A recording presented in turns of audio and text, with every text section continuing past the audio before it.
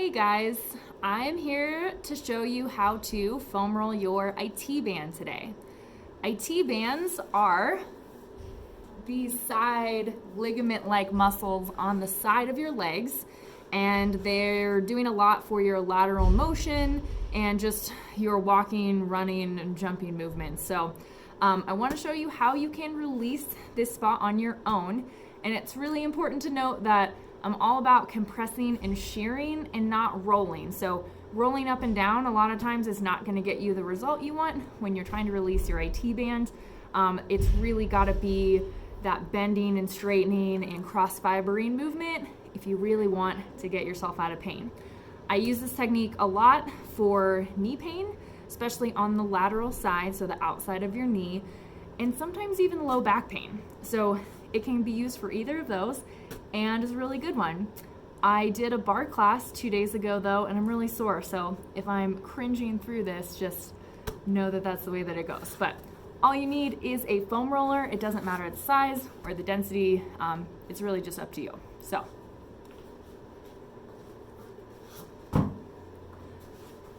you're gonna come down on your foam roller on the side like this. You might roll a little bit to find a good spot, but once you have it, there are two options here. So the first one is to keep your legs stacked like this. If that's too intense, you can drop your top leg down. So it's really up to you. But from here, the leg that you're on, the bottom leg, you're gonna flex your foot and slowly bend back. Here, I'll move my legs so you can see it. So I'm just bending back like I'm doing a hamstring curl, and then straightening it back out. So I usually do this a couple of times, depending on how tight it is. And then once I'm back out, I'll also roll like a log. Oh man, so rolling forward and back, mainly from the ball of your femur.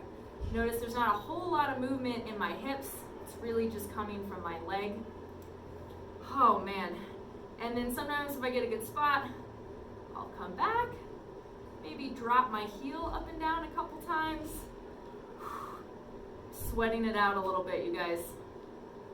And straightening it back out. Okay. Once you're done with that spot, find another one. So the rule is always healthy fascia doesn't hurt, right? So if it doesn't feel great, it probably needs to be released. So pick a different spot and same thing. You're gonna slowly bend and straighten a couple of times. Oh man. Roll like a log. Oh God. And then drop your heel up and down a couple of times. Oh. See, you guys, even after all this time, I still have spots too. But do the same thing on the other side.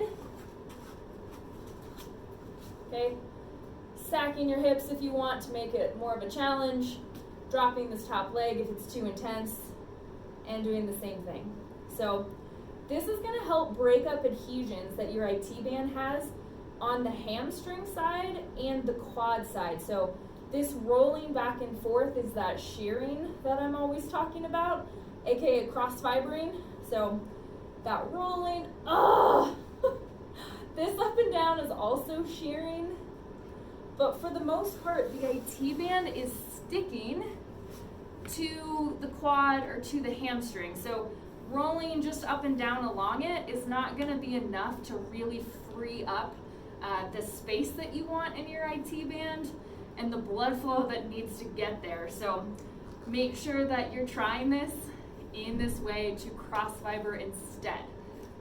Just a mental note for you as you go through, it could be interesting to map both sides of your body. So is one IT band really painful towards the bottom and the opposite is tight up high? That's always interesting information for you. And if you have any questions about what that might mean, but depending on what's tight, feel free to comment and I will help you out as much as I can.